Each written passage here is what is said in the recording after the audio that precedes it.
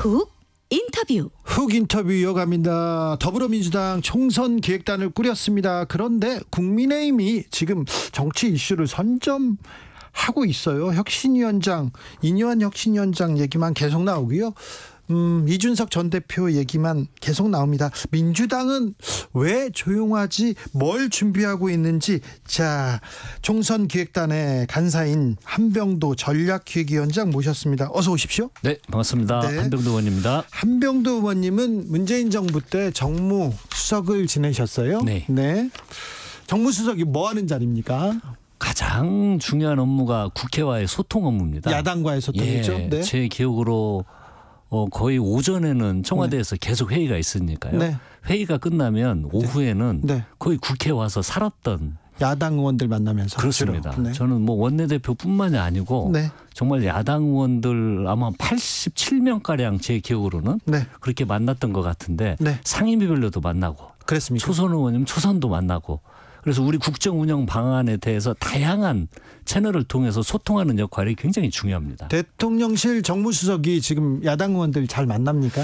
그 전에는 제가 뭐 만났다는 이야기를 못 들었습니다. 아니, 의원님 그 전에 만나셨어요? 한 번도 안 만났죠. 의원님 예. 안 찾아왔습니까? 저한테 와서 이야기를 해주면 진실된 이야기 네. 또 좋은 경험과 관련된 이야기를 네. 해줄 수도 있는데 네. 연락을 한 번도 못 받았습니다. 자, 정부와 그 대통령실과 국회를 오가면서 이렇게 조율해야 되는 자리가 정무수석 자리인데, 예. 자, 정무적인 거 하나만 물어보겠습니다. 윤석열 대통령이 오늘 대구시장을 방문했고요. 예. 박근혜 전 대통령을 12일 만에 다시 만났습니다. 예. 어떻게 보셨어요?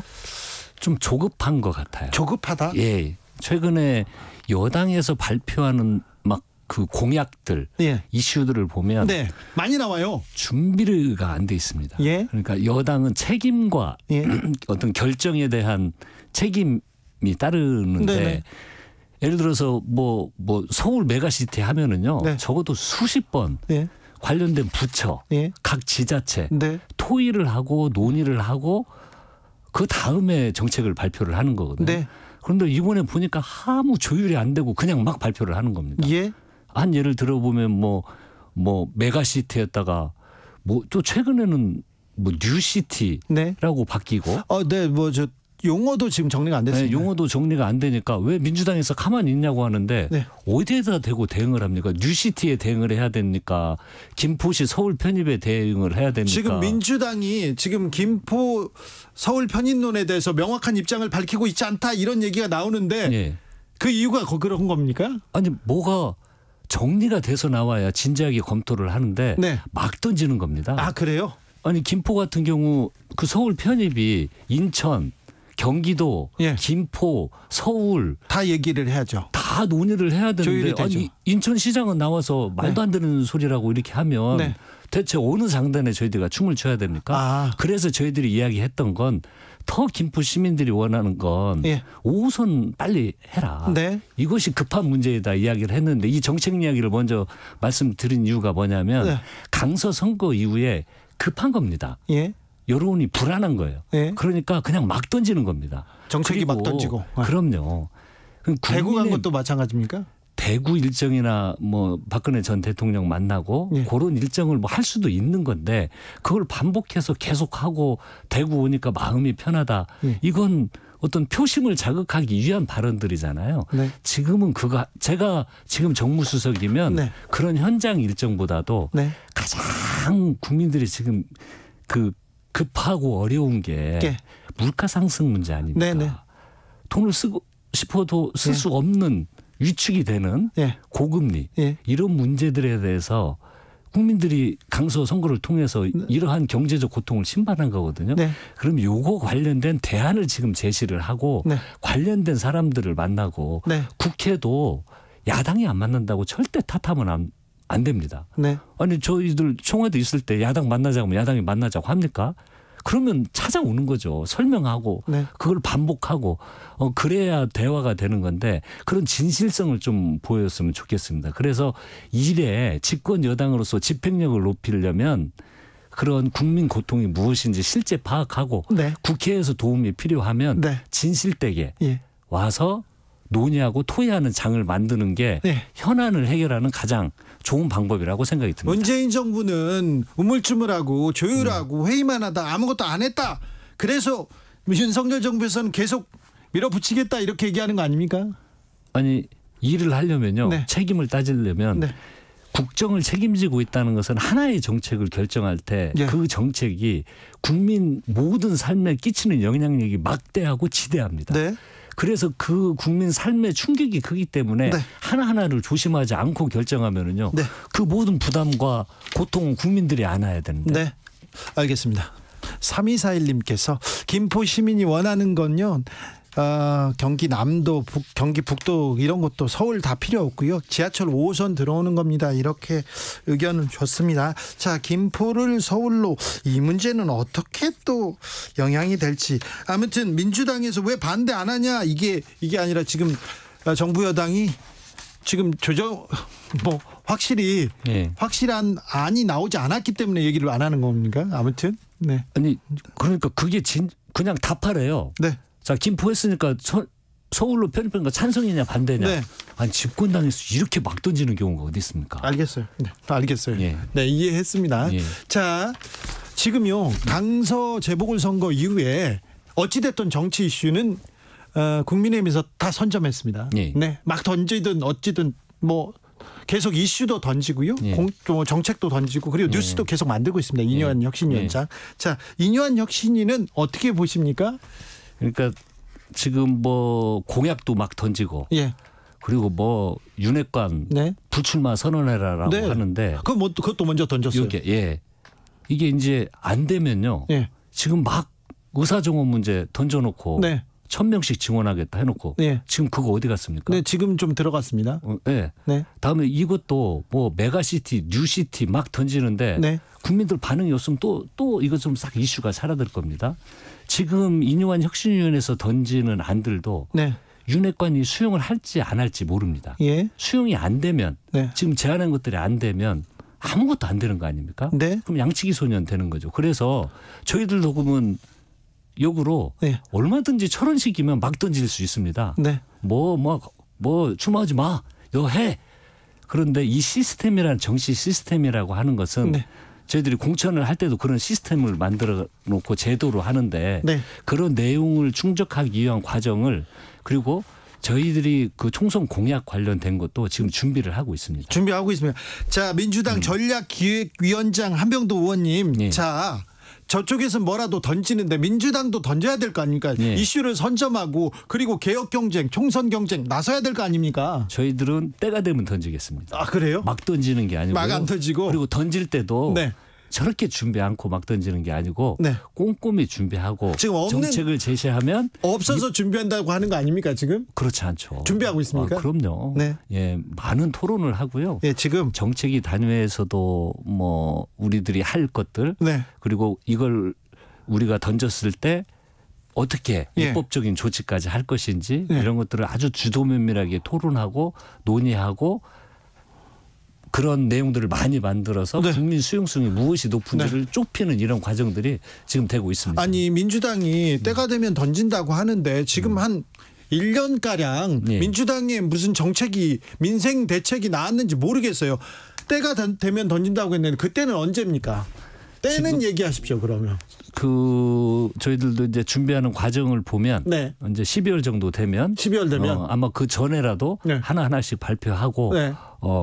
지금 저희들은 특히 민생과 경제 관련된 것들인데요. 네. 이것들에 대해서 제시를 하면서 네. 구체적인 대안까지 함께 하고 네. 그리고 이슈를 주도하도록 그렇게 하겠습니다. 그렇습니까? 네. 네, 이슈를 주도하겠다. 네. 지켜볼게요. 네. 근데 이슈를 이렇게 만들고 지금 토론하고 있다고 했습니다. 예. 그런데 저 비명과 친명 사이에 뭐 갈등이나 싸움이나 뭐 네. 이런 거 있습니까? 혹시 분당한다, 뭐 신당 차린다 그런 목소리가 내부에서 좀 들립니까? 제가 단언하건데요. 네. 친명 비명을 떠나서 민주당에 대한 애정과 사랑, 역사가 쉽게 깨지지 않습니다. 민주당을 사랑하는 마음은 동일한데요. 그것에 대한 생각차, 시각차가 정당에서 충분히 있을 수 있죠. 네. 그런 차이는 있었지만 우리 민주당 분당될 가능성 없습니다. 물론 국회의원이 많으니까 네. 어떤 본인의 이해에 따라서 네. 다른 결정을 할 수 있는 가능성도 저는 거의 없다고 보는데 네.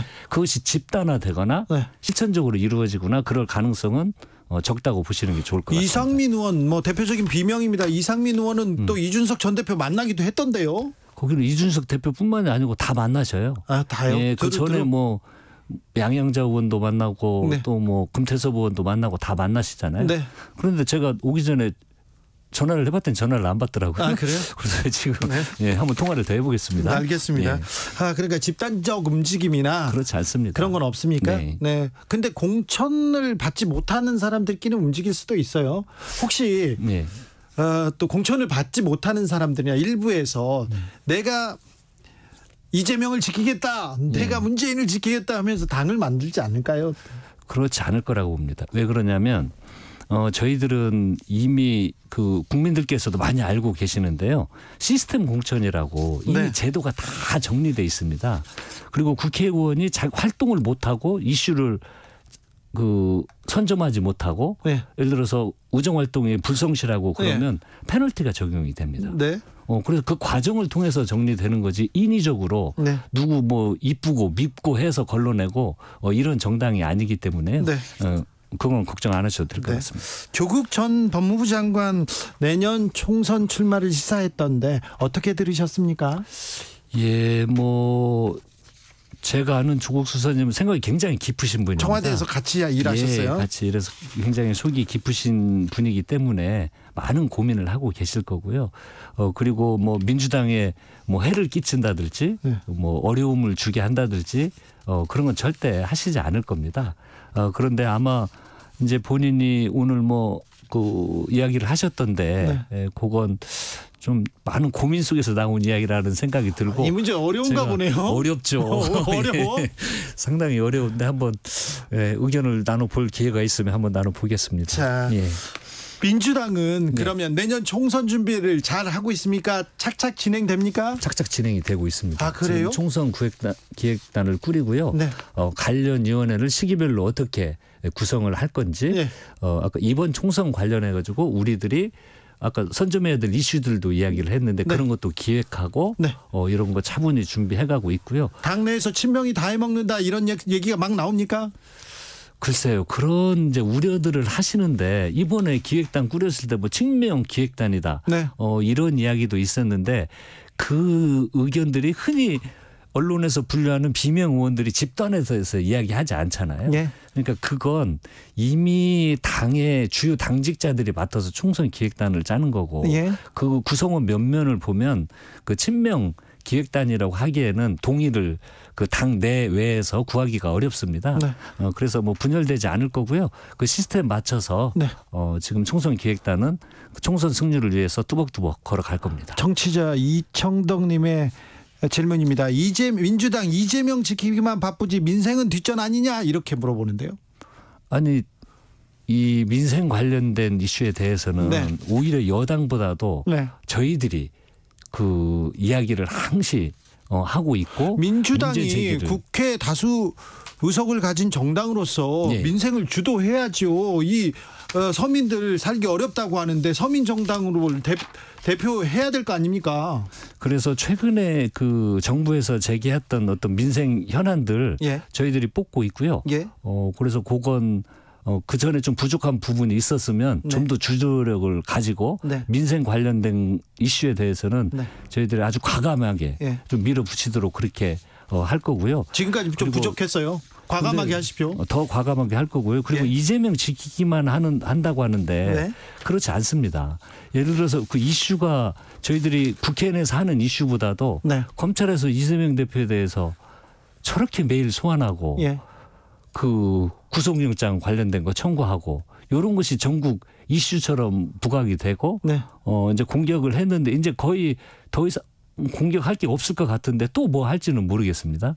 그래서 이런 것들이 마치 국민들에게 검찰이 지금 무자비하게 공격을 하고 있는 것에 대한 네. 반응 대응들이 집중이 되니까 네. 그 지키기만 하고 있다고 그러는데 상임위나 이런 데에서 국정 현안 관련된 거 네. 저희들이 대안을 제시하고 있고 열심히 싸우고 있습니다. 이뇨한 혁신이 계속해서 윤핵관 물러서라, 그리고 또 책임 있는 사람들 내려놔라, 이렇게 계속 주장하고 있습니다. 어찌 될지는 모르겠지만 민주당도 이렇게 특권 내려놓기 나서야 될 거 아닙니까?